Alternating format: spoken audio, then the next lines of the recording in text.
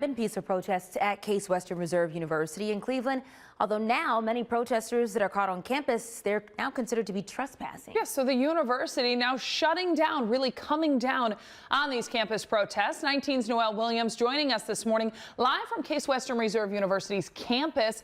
Noel, what are you seeing? There are definitely people behind you.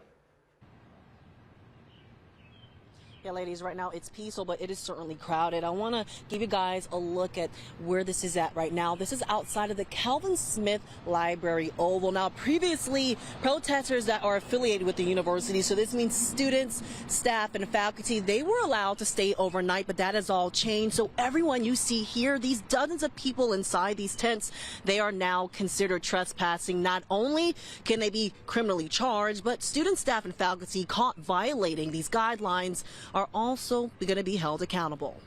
This morning, protesters at Calvin Smith Library Oval at Case Western Reserve University are no longer welcomed. All campus buildings now require a university ID to enter. And the Tincomville University Center and the Thewing Center, the two buildings in the direct vicinity of the protests, will be closed from 6 p.m. to 6 a.m. daily starting today. According to University President Eric Kaler, Tuesday evening, the protesters broke the temporary revised guidelines, and they have allowed third parties not affiliated with Case Western Reserve University to remain. Some protesters have disrupted university operations and access to university spaces such that some students, faculty, and staff feel threatened. Previously, 19 News reported that students, staff, and faculty protesters were allowed to continue demonstrations peacefully overnight. Those not affiliated with the university had to leave campus by 8 p.m. but could return 8 a.m. the next morning. At that point, all tents needed to be removed. Today, students are calling out Kaler. 19 News spoke with the Vice President of Students for Justice in Palestine. He says their protests will go on even if police are forced to make arrests. We have tried to meet with him behind closed doors. He has not been receptive or respectful to any of that. That is ultimately why we're here today, and that's ultimately why we have our demands. Instead, he chooses to try to weaponize our Case Western Reserve University Police Department to compromise our safety.